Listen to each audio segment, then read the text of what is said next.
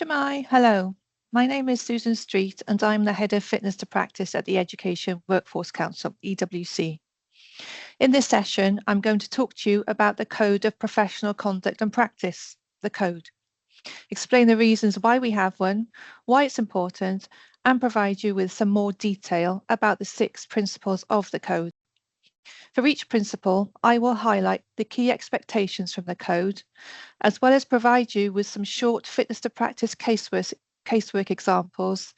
These will look at registrants who were found to have behaved in a way which was in breach of those principles and therefore failed to maintain the standards expected of them. Before talking to you about these important issues, I want to make you aware that on the 1st of September 2025, we published an updated code. This followed an in-depth internal review and public consultation.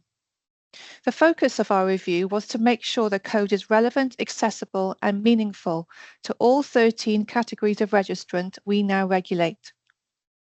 We also introduced a new principle on leadership. We'll talk more about that later. So the first question is, why do we have a code?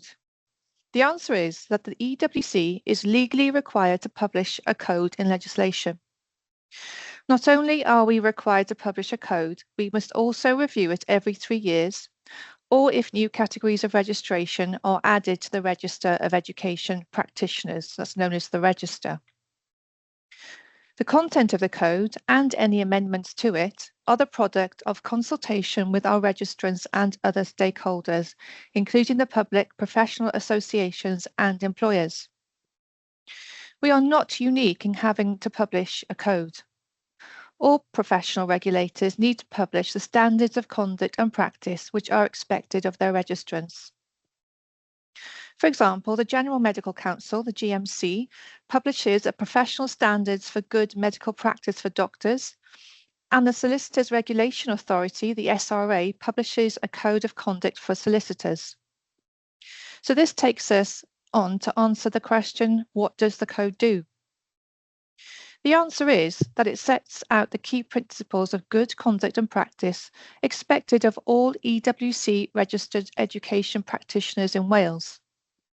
This means the code is not just for registrants, but for everyone involved in the education and training of learners and young people. The final question for us to answer in this session is, how are breaches of the code dealt with? To answer this question, I'm going to look more closely at the 6 key principles of the code and walk you through some short examples of where those principles have been breached. The first key principle is about personal and professional responsibility. This key principle is about recognizing personal responsibility as a role model, conducting relationships with learners and young people professionally, respectfully, and appropriately, and maintaining professional boundaries.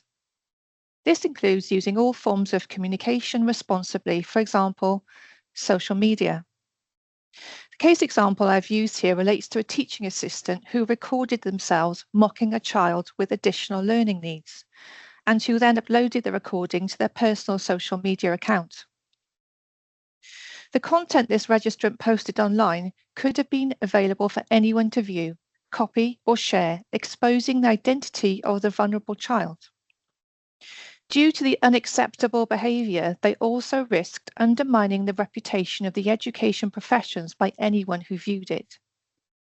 It was deliberate and involved serious lapses of judgment in first mocking the child, second videoing the behaviour, and then third sharing the video on social media. So to answer the question from the previous slide, how are breaches of the code dealt with? Once an independent committee has heard evidence and decided on the facts of a case, it considers which key principles of the code, if any, are relevant to the conduct. It must then decide which of those key principles identified have been breached. In this case, the committee identified the first key principle as being particularly relevant and felt that a suspension order for 12 months was appropriate. This means that the registrant was unable to continue to work in the school sector for that time and was also required by the committee to retrain. The second key principle is about professional integrity. This key principle is about registrants recognising the importance of being accountable for their conduct and professional competence, and to behave honestly, ethically, and with integrity. Without question, honesty and integrity are central tenets for all registrants. The public are naturally entitled to expect registrants to adhere to these fundamental principles. Where registrants are found to have behaved in a seriously dishonest manner, it is often the case that committees will decide only a high-level sanction, such as a prohibition order or a suspension order, is sufficient to protect learners, young people, and the public. This means a registrant may be removed from the register indefinitely. The case example I have used here relates to a teaching assistant who falsely claimed to several different potential employers to be a qualified school teacher. The committee found that this registrant had been misleading, dishonest, and lacking in professional integrity for a prolonged period of time, showing persistent and deceptive behaviour. The meaning of dishonesty is well understood. Lack of integrity is possibly less so. In regulatory proceedings, a person lacks integrity if they fail to behave morally, understand right and wrong, ethically, and professionally. This level of dishonesty led the committee to impose a prohibition order, the conduct involved being fundamentally incompatible with continuing to be a registrant. A prohibition order is the highest possible disciplinary sanction a committee can impose at a hearing. It removes the practitioner's eligibility to practice for at least 2 years, after which they can apply to be readmitted to the register. If no such application is made, the practitioner is prohibited indefinitely. On this occasion, the committee decided no application could be made for a minimum of 5 years, reflecting the seriousness of the conduct. The third key principle is about collaborative working. This key principle is about recognising the importance of respecting, supporting, and collaborating with colleagues, learners, and young people, and all those involved in the education and training of learners in a positive manner. The case example here relates to a further education lecturer who failed to treat colleagues with professional respect, as expected by the code. A practitioner with management responsibilities, this registrant fell below the standards expected of them in the way they treated their colleagues. The registrant did not trust them to do their jobs they were employed to do, continually questioning their professionalism and practice.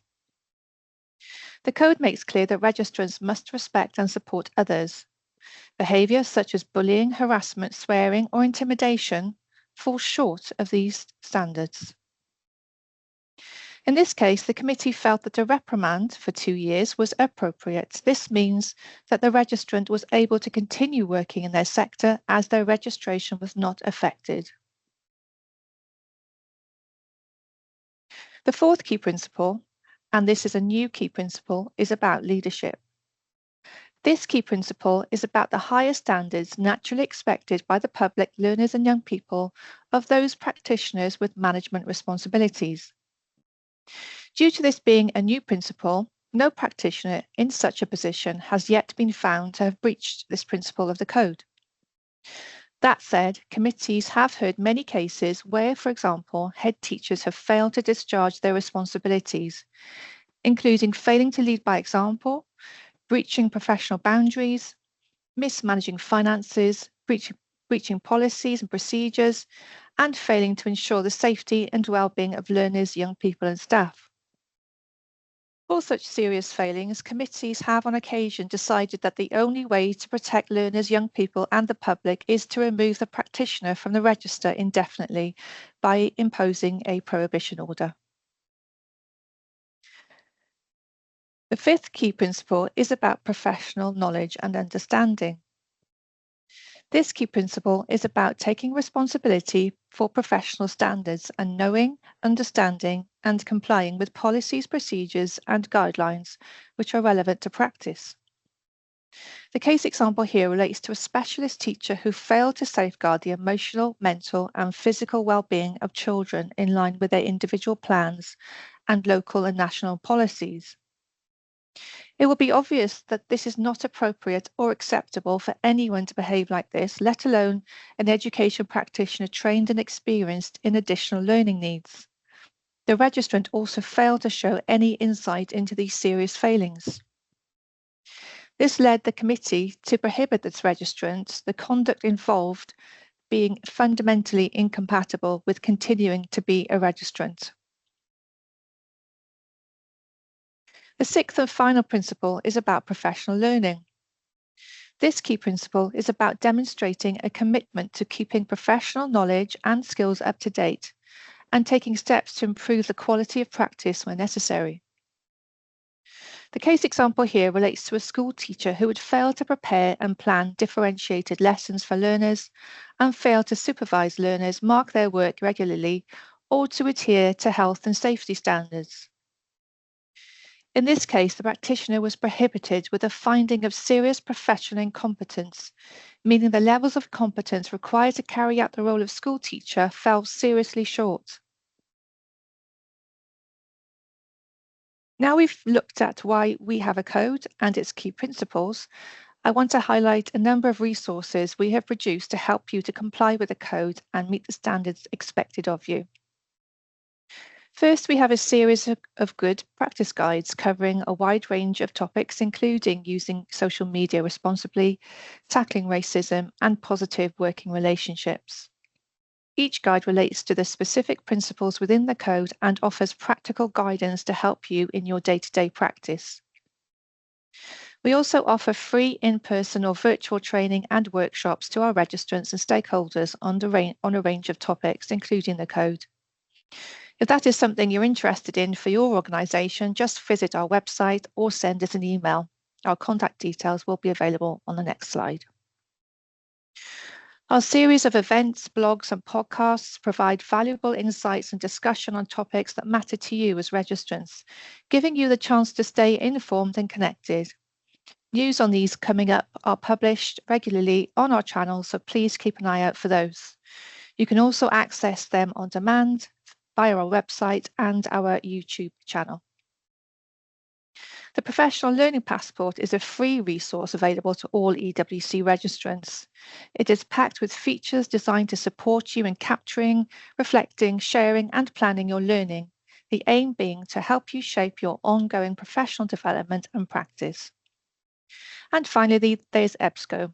This is available to all registrants and gives you access to a wide range of academic articles and research to support your practice. We publish monthly recommendations to EBSCO content via our book and journal club, Meddwl Mawr.